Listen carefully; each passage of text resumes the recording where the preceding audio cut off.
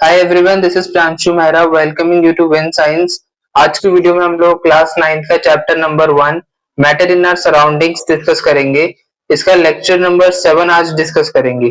Previous lecture में हमने एक एक्टिविटी डिस्कस करी थी जहां पर हमने आइस ली थी, उसको एक बीकर में डाला था और उसमें हमने थर्मामीटर इंस्टॉल किया था, थर्मामीटर फिट किया था। उसके बाद थर्मामीटर अपने हीट करना शुरू कर दिया था उस बीकर को, और फिर आइस से वाटर एंड वाटर से वाटर वेपर में कन्वर्जन हमने देखा। हमने टेम्परेचर दो तीन पॉइंट्स पे नोटिस किया कि जब आइस से वाटर में ट्रांसफॉर्मेशन हो रहा था, तो जब तक कंप्लीट आइस कंप्लीट वाटर में कन्वर्ट नहीं हो गई, उसका टेम्परेचर इंक्रीज नहीं हुआ। After certain point of time temperature increase होना बंद हो गया। कब तक? जब तक वाटर कंप्लीट वाटर नहीं बन जाता। और उसके बाद जब वो वाटर 100 डिग्री सेल्सियस पे पहुंचता है, उसके बाद वो स्टीम बनना शुरू कर देता है। लेकिन वो जो वाटर 100 डिग्री सेल्सियस से और एक्स्ट्रा बॉइल या फिर हीट नहीं होता, उसका टेम्परेचर और इंक्रीज नहीं होता। तो ऐसा क्यों कि जब हम हीट कर रहे हैं उसके बाद भी टेम्परेचर इंक्रीज नहीं हो रहा। हम हीट दे रहे हैं पर वो हीट एनर्जी एब्जॉर्ब हो रही है, लेकिन वो जा कहाँ रही है। और यहीं से एक क्वेश्चन हमने लास्ट वीडियो में छोड़ा था कि when a solid melts its temperature remains the same, so where does the heat energy go? तो इसमें हमने क्या क्वेश्चन क्या है कि जब कोई सॉलिड को हम मेल्ट करते हैं तो उसका टेम्परेचर इंक्रीज क्यों नहीं होता, और ये जो हीट एनर्जी हम उसको प्रोवाइड कर रहे हैं वो जा कहाँ रही है। अगर टेम्परेचर इंक्रीज नहीं हो रहा हीट देने से, तो हीट एनर्जी यूज कहाँ हो रही है। यहीं से आज का पहला कॉन्सेप्ट डिस्कस करेंगे जो कि है लेटेंट हीट। लेटेंट हीट में जो वर्ड है लेटेंट, उसका मतलब है हिडन, यानी कि एक हिडन टाइप की हीट है। ये हीट फिजिकली ऑब्जर्व नहीं होती, इसका इम्पैक्ट हम फिजिकली ऑब्जर्व नहीं केमिकली ऑब्जर्व करते हैं। How chemically? क्योंकि जो केमिकल बॉन्ड्स होते हैं कंपाउंड्स के, सब्सटेंसेस के, इन केमिकल बॉन्ड्स को ही हम इंटरमॉलिक्यूलर अट्रैक्शंस बोल रहे हैं इस चैप्टर में। तो इस इंटरमॉलिक्यूलर अट्रैक्शंस या फिर बॉन्ड्स को तोड़ने के लिए, ब्रेक डाउन करने के लिए और पार्टिकल्स को लूजन अप करने के लिए ही ये हीट, लेटेंट हीट यूज होती है। यानी कि इसका काम टेम्परेचर इंक्रीज करना नहीं है, इसका काम है पार्टिकल्स के बीच में इंटरमोलिकुलर अट्रैक्शन को ब्रेक करना, उस उनकी जो फोर्स लग रही है एक दूसरे पे, जिसकी वजह से होल्ड कर रखा है एक दूसरे को पार्टिकल्स से, इसी हीट को, इसका काम है कि इसी इंटरमोलिकुलर अट्रैक्शन को ब्रेक डाउन करना और इनके बॉन्ड्स को तोड़ना, लूजन करना, ताकि स्टेट चेंज हो सके। डेफिनेशन से समझेंगे। Latent heat is the amount of heat energy absorbed और रिलीज्ड बाय सब्सटेंस। किसी भी सब्सटेंस में जो हीट एब्जॉर्ब होती है या फिर उससे रिलीज होती है, कब? स्टेट चेंजिंग के दौरान, जिसमें टेम्परेचर नहीं चेंज होता, इसी हीट को हम लेटेंट हीट बोलते हैं। मेल्टिंग और बॉइलिंग दोनों फिनोमेना में ये हम ऑब्जर्व कर सकते हैं। यहाँ से एक ग्राफ देखेंगे, हीट इज टू टेम्परेचर का ग्राफ। अब यहाँ पर हम क्या नोटिस कर रहे हैं कि सॉलिड सब्सटेंस को हम हीट कर रहे हैं, टेम्परेचर उसका राइज करता जा रहा है। यहाँ तक तो ठीक है। अब एक पॉइंट पर हम एक स्ट्रेट लाइन नोटिस कर रहे हैं, सॉलिड में भी लिक्विड में भी। तो सॉलिड से शुरू करते हैं, एक स्ट्रेट लाइन आ गई और कुछ समय के बाद वापस से ग्राफ इंक्रीज करना शुरू कर दिया जब लिक्विड फॉर्म बन गई। अब वो लिक्विड फॉर्म भी हीट होते होते एक पॉइंट पर फिर से कांस्टेंट टेम्परेचर पे पहुंच गई। अब वहां पर फिर कुछ देर टेम्परेचर कांस्टेंट रहता है, उसके बाद फिर अगली स्टेट आ जाती है। अब एक स्टेट से दूसरी स्टेट के बीच में जो ये कांस्टेंट टेम्परेचर हमें दिख रहा है, इसी को हम लेटेंट हीट बोलते हैं। क्यों? वो तो हम समझ गए कि स्टेट चेंज करवाने के लिए पार्टिकल्स की इंटरमोलिकुलर जो अट्रैक्शन है, जो उनका केमिकल बॉन्ड है, उसको तोड़ने के लिए ये यूज होती है। डिफरेंट स्टेट्स में इसका नाम भी डिफरेंट है। लेटेंट हीट ऑफ फ्यूजन का क्या मतलब है? Conversion from solid to liquid state. और लेटेंट हीट ऑफ वेपराइजेशन का मतलब है conversion from liquid to gaseous state. Vaporisation मतलब अब जो पार्टिकल्स है वो वेपर फॉर्म में कन्वर्ट होने वाले हैं। ठीक है। अब एनसीईआरटी की यहाँ पर एक पैराग्राफ है, इसमें से दो इंपॉर्टेंट लाइंस को मैंने हाईलाइट कर रखा है कि it is consider that it gets hidden into the contents of the beaker. Latent heat को काफी बार ये समझा जाता है कि ये बीकर के कंटेंट में ही जो है वो डिसॉल्व या फिर एब्जॉर्ब हो जा रही है, लेकिन एक्चुअली बीकर में एब्जॉर्ब नहीं हो रही। ऑल्दो हम बीकर को हीट कर रहे हैं तो उसका भी टेम्परेचर राइज कर रहा है, लेकिन ये कंप्लीटली बीकर में एब्जॉर्ब नहीं हो रही है। इसका मेजर पार्ट तो जो हमारा सब्सटेंस, कंपाउंड या मटेरियल है, उसी में एब्जॉर्ब हो रहा है। बस नोटिस क्यों नहीं हो रहा टेम्परेचर राइज के दौरान, टेम्परेचर राइज की फॉर्म में ऑब्जर्व क्यों नहीं हो रहा? इसीलिए नहीं हो रहा क्योंकि केमिकल बॉन्ड्स को और इंटरमॉलिक्यूलर अट्रैक्शंस को ही ओवरकम करने के लिए, ब्रेक डाउन करने के लिए ये हीट यूज हो रही है। अगला पॉइंट है particles in water at 0 degree Celsius और 273 डिग्री केल्विन। कन्वर्जन हमें याद रखना है, ये हमें आने वाले लेक्चर्स में जब हम क्वेश्चन कर रहे होंगे तब भी काम आएगा कि 0 degree Celsius 273 degree of kelvin के बराबर होता है।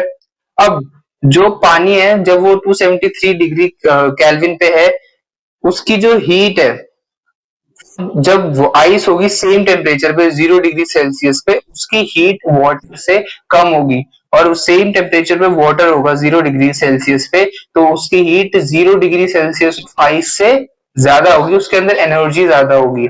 क्यों ज्यादा होगी एनर्जी जब दोनों का टेम्परेचर सेम है? ये एनर्जी जो वाटर में आएगी 0 डिग्री पर होने के बावजूद, वो एनर्जी ही लेटेंट हीट है।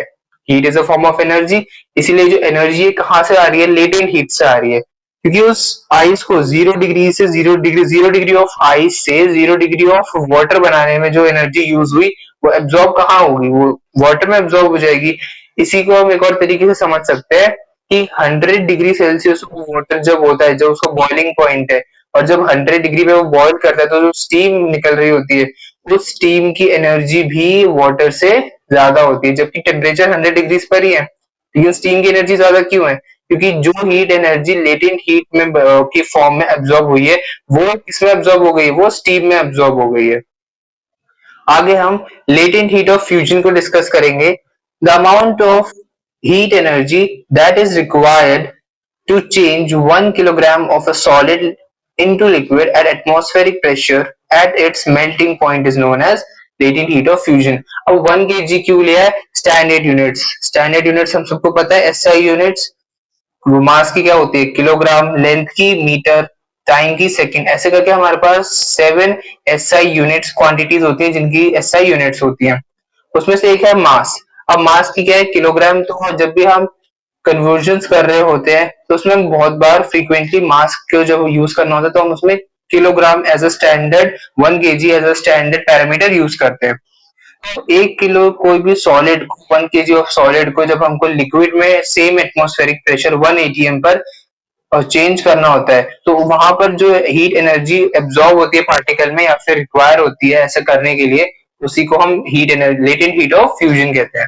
और उसके बाद latent heat of vaporisation, last के 2 पॉइंट डिस्कस करने हैं। तो temperature at which a liquid starts boiling at the atmospheric pressure is known as boiling point. तो हम जैसे कि जानते हैं कि जिस भी टेम्परेचर पर लिक्विड बॉईल करना शुरू करता है एट 1 एटमॉस्फेरिक प्रेशर और 1 पास्कल, इसी को हम क्या कहते हैं? Boiling point.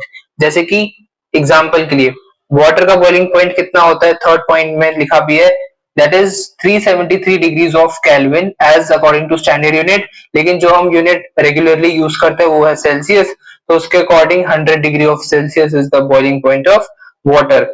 सेकंड पॉइंट देखते हैं, boiling is a bulk phenomenon.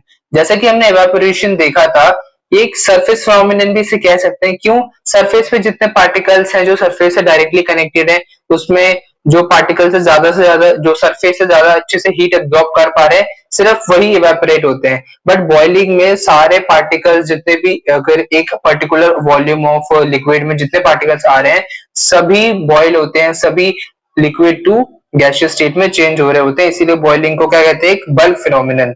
अब जैसे कि फ्यूजन या फिर लेटेंट हीट में हमने देखा कि पार्टिकल्स एनर्जी गेन करते हैं, और जैसे इवेपोरेशन में पार्टिकल्स सरफेस से एनर्जी गेन करते हैं, यहाँ पर हम हीट करके पार्टिकल्स को एनर्जी गेन करवाते हैं, फिर वो अपनी वेपर स्टेट में कन्वर्ट करते हैं। अब latent heat of vaporisation discuss करेंगे। ऑल्दो हम इसको जानते हैं कि लेटेंट हीट ऑफ वेपराइजेशन वो हीट है जो कि लिक्विड को जो गैसियस स्टेट है उसमें चेंज करने में हेल्प करता है। अब इसको एक बार लैंग्वेज फॉर्म में पढ़ लेते हैं। Latent heat of vaporization is the amount of heat energy required to convert into liquid into gas और vapour state at its boiling point without any change in temperature. 2 point बड़े important note करने कि latent heat of vaporisation वो heat है जो boiling point पर जो absorb हो रही होती है किसी भी सब्सटेंस या लिक्विड के अंदर। और सेकंड पॉइंट ये कि इसमें टेम्परेचर कांस्टेंट रहता है, यानी कि 100 डिग्री सेल्सियस वाटर का बॉइलिंग पॉइंट है, तो 100 डिग्री सेल्सियस पे पहुंचने के बाद, इसको हिट करने के बाद अब वाटर में जितनी हीट एब्जॉर्ब हो रही है वो सारी लेटेंट हीट है, पॉइंट नंबर 1। दूसरा, अब ये जो लेटेंट हीट है इसकी वजह से टेम्परेचर और इंक्रीज नहीं करेगा, क्यों? बॉइलिंग पॉइंट टच हो गया है इसीलिए। अब इसके बाद intermolecular attraction, intermolecular bonds, forces जो है अब ये टूटेंगे, इनका ब्रेकडाउन होगा और स्टेट चेंज अब स्टार्ट हो जाएगा। ठीक है, जैसे कि latent heat of fusion solid के पार्टिकल्स के इंटरमोलिकुलर अट्रैक्शन को, फोर्सेस को ओवरकम करने में इस्तेमाल होता है या फिर यूज होता है, वैसे ही latent heat of vaporization liquids के पार्टिकल्स के इंटरमोलिकुलर फोर्सेस को ओवरकम करने में हम यूज करते हैं।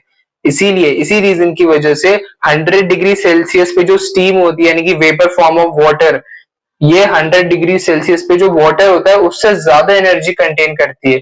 क्यों कंटेन करती है? सेम वही आइस वाला रीजन।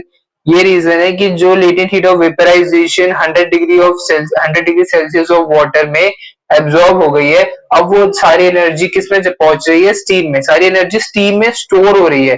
वाटर में तो एब्जॉर्ब होकर उसका ब्रेकडाउन करने के लिए, वाटर के पार्टिकल्स का ब्रेकडाउन करने के लिए वो यूज भी, अब उससे जितनी एनर्जी, पोटेंशियल एनर्जी जिसको हम कहते हैं, वो एब्जॉर्ब हो रही है।